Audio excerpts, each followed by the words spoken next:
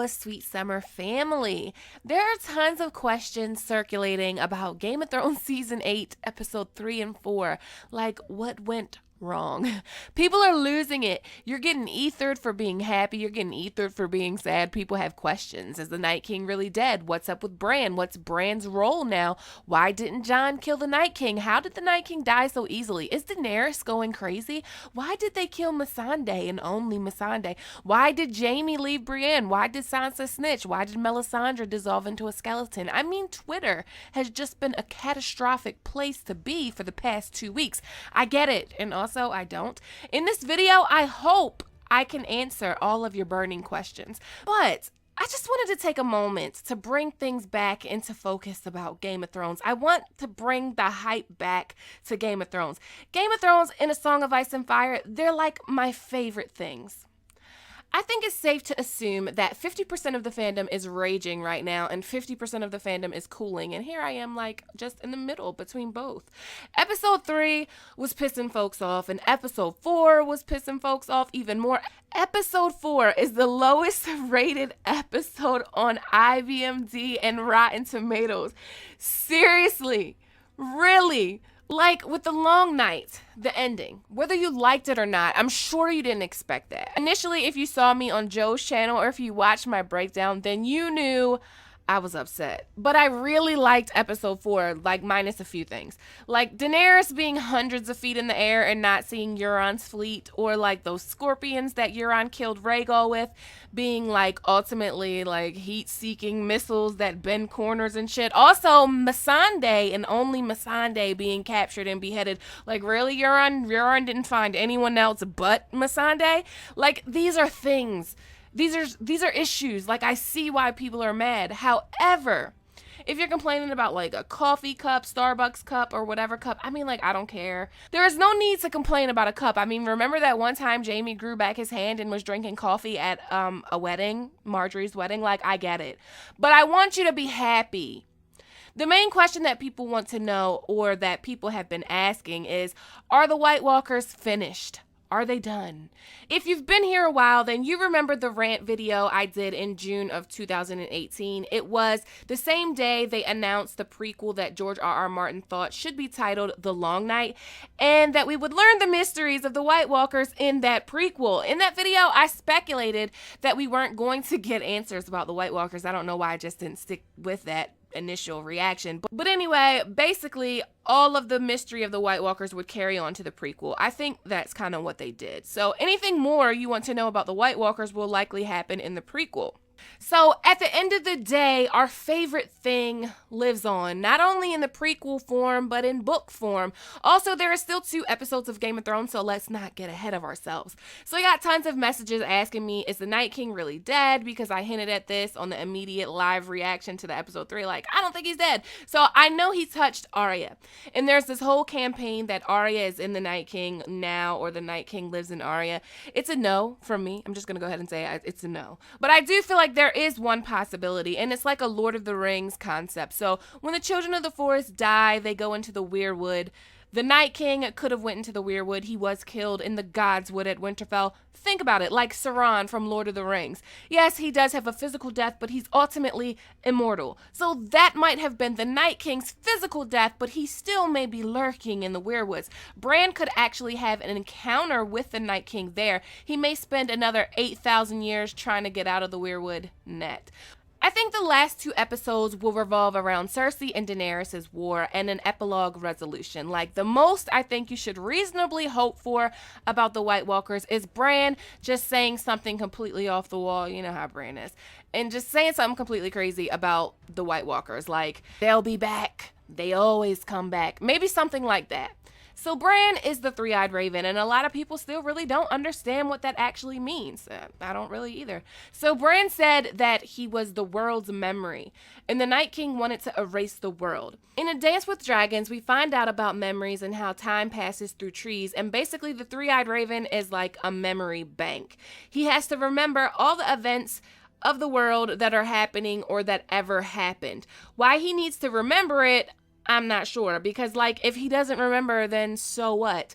People will remember their own shit they're supposed to remember, just like people always do in real life. I honestly think if the Night King killed Bran, nothing would have happened, because it doesn't make sense that killing Bran would then wipe the memories from all living people away. Killing Bran would have just kind of killed Bran, and Bran would have just lost his memories and access to other people's memories and access to the future and the past and all of the weird shit that he does.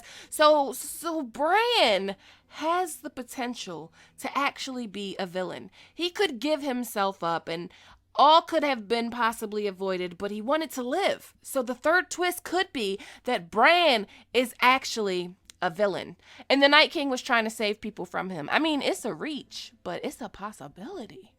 I'm working on a very intricate video about Bran. Book Bran is one of my favorite characters. I mean, think about it. Why was Bran so hell-bent on Jon finding out about his parentage before the big battle at Winterfell? And why did Bran wait until Samwell Tarly was very upset with Daenerys to tell Sam, you need to do it now? Something is up with Bran. He's creepy, and then he gives Jon no warning about telling Sansa who he really is. He just says it's your choice, and Jon has to make it. But I know Bran knows Sansa is up to no good. Sansa snitches get stitches. So one of the main complaints from everyone about episode 3 is that Arya should have been the one to kill the Night King. We're going to talk about this. I initially felt like this too. And that inside the episode pissed me off. It pissed me right off.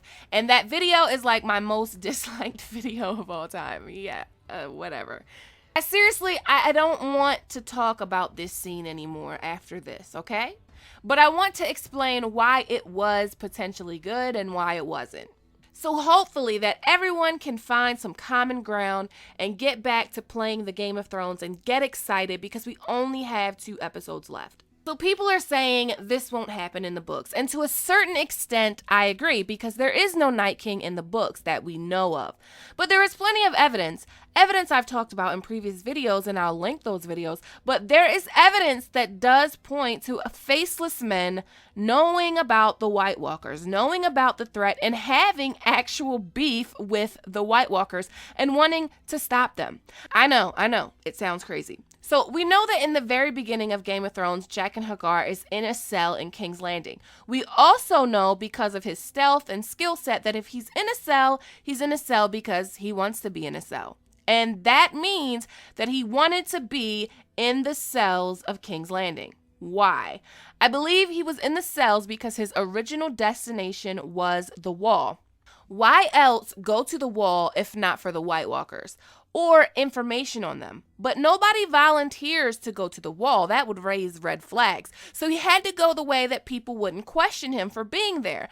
Then on his way to the Wall, he finds out the Night's Watch isn't all it's cut out to be, a bunch of thieves and rapers and outlaws, and he dips, figuring he will find out more information at the Citadel, which in the books, Jaqen H'ghar is at the Citadel disguised as Pate, and he's hanging with another person, Marwyn the Mage, who is intent on helping save the world. Well, he at least believes Sam. He believes Sam isn't lying.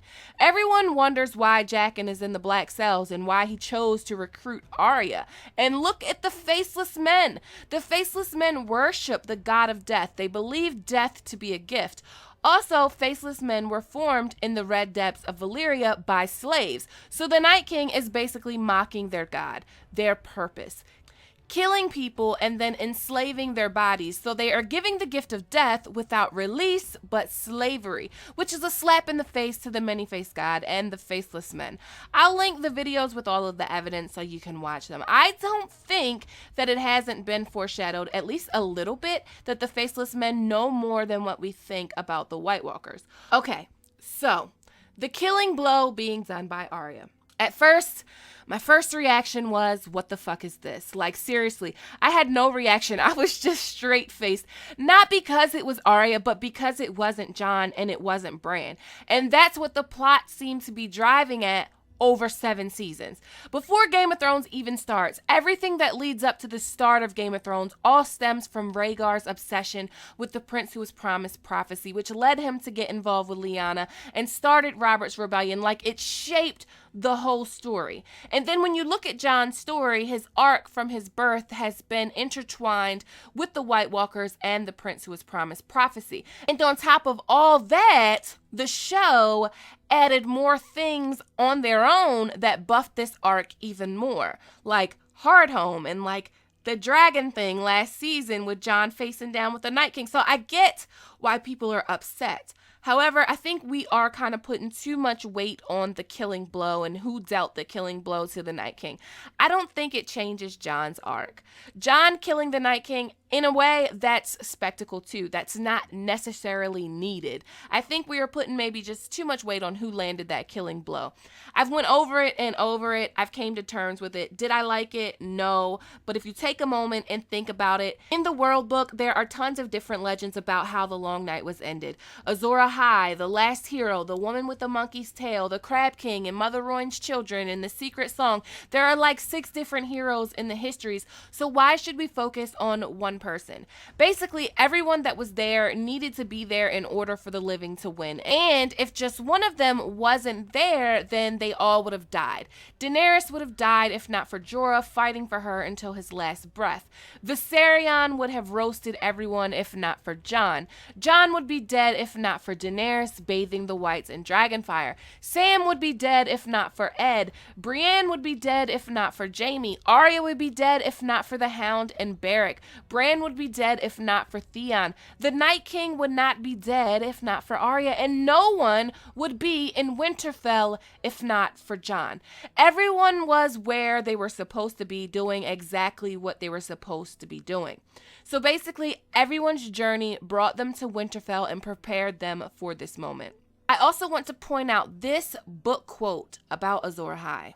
King Stannis gazed off north again, his gold cloak streaming from his shoulders. It may be that I am mistaken in you, Jon Snow. We both know the things that are said of bastards. You may lack your father's honor or your brother's skill in arms, but you are the weapon the Lord has given me. I have found you here as you found that cache of dragonglass beneath the fist, and I mean to make use of you. Even Azor Ahai did not win his war alone.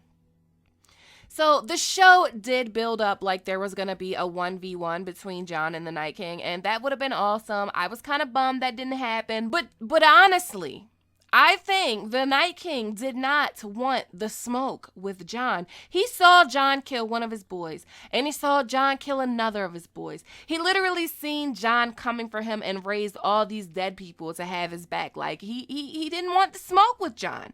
He even had Viserion guarding the entrance to the Godswood. But Arya got the stealth, so it wasn't as bad after thinking about it. And then episode 4. So episode 4 has Daenerys fans are going off the rails this week because Daenerys is being painted as this unfit Mad Queen, which is ridiculous. It's basically character assassination of book Daenerys and also show Daenerys. But I also think it's misdirection and Daenerys won't be a Mad Queen because, baby, Cersei is the Mad Queen.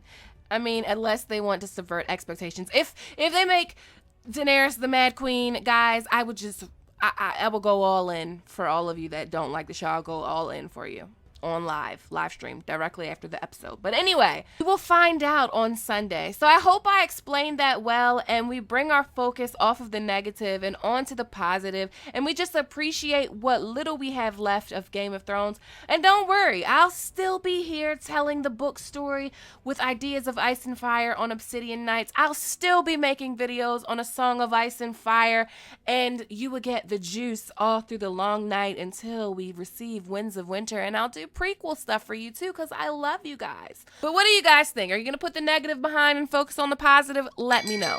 As always, thanks for watching. Thanks to everyone that supports me on Patreon. If you like this video, please give it a thumbs up. Please click that subscribe button, hit that notification bell, and join the Sweet Summer family.